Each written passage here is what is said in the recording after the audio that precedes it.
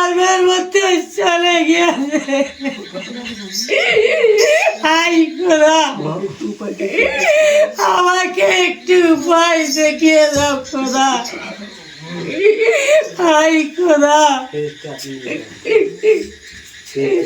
High খোদা।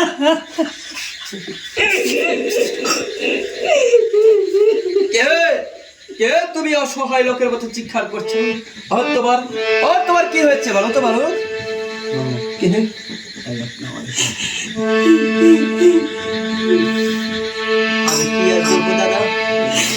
আমি কি আর বলবো দাদা?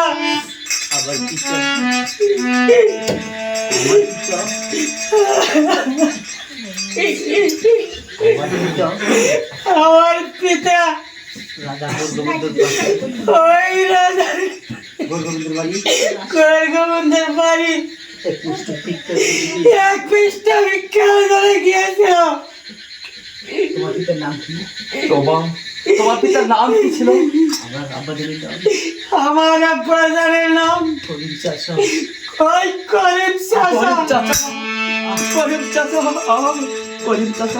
করিম চাচা তো খুবই ভালো মানুষ ছিল।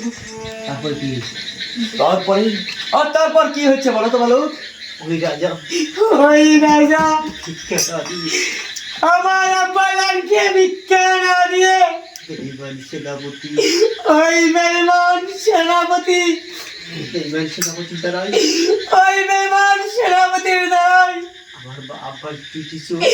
আমার আব্বার দুটি চোখ উঠিয়ে দিয়েছে দাদা। বেঈমান সেনাপতি, আমি একবার যদি তোকে হাতের মুঠে ধরতে পারি, আমি তোকে জান্নাতে কবর দেব। কি করবে তোরা? এখানে আজকে দিন আপনার চলো আমরা দুজন মিলে করিম চাচার ওই মৃত্যুদেহ ওই সৎকারের ব্যবস্থা। দাদা,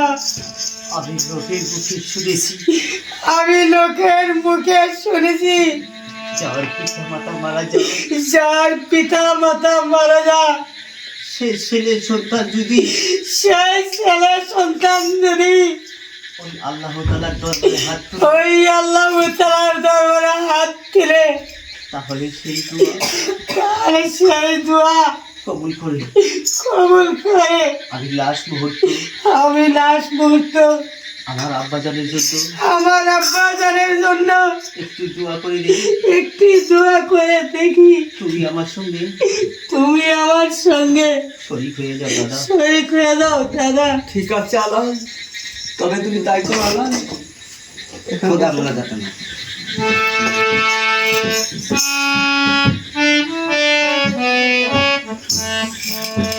খোদা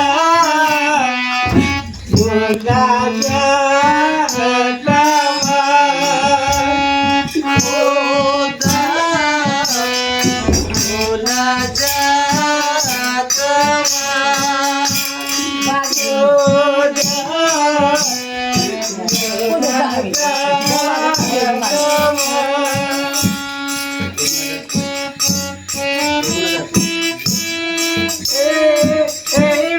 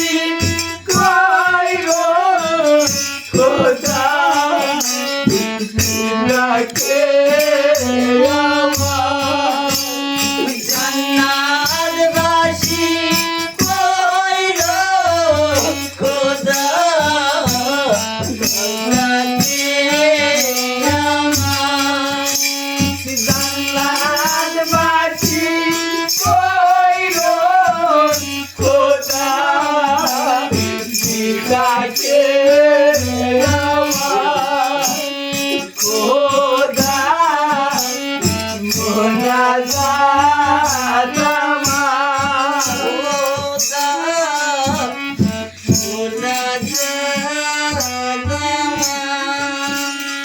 এই মোনাজাত করি খোদা দরবারে তোমার খোদা মোনাজাত আমার জান্নাতবাসী কইরো খোদা পিতাকে আমার খোদা মোনাজাত আমার